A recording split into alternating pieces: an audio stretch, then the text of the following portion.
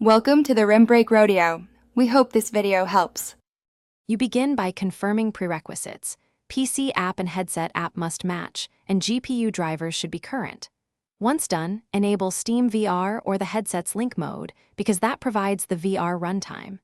Make sure both devices sit on the same 5 GHz network for low latency or plug in over USB 3.0 to reduce packet loss. Start virtual desktop on the PC first, then on the headset. This order prevents connection hiccups and speeds up the initial pairing. Now you dive into streaming configuration.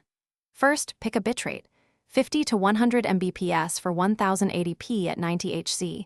Reduce it if you see artifacts. Next, select the best encoder, NVENC on NVIDIA GPUs or QuickSync on Intel. These offload work from the CPU and lower latency.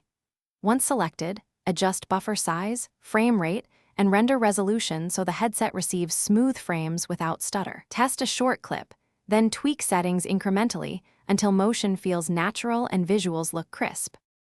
Finally, launch your VR title through Steam VR or the headset's app library. Using Virtual Desktop's app streaming shortcut sends audio and input correctly.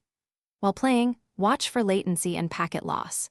If it spikes, switch to a USB wired link or lower bitrate immediately.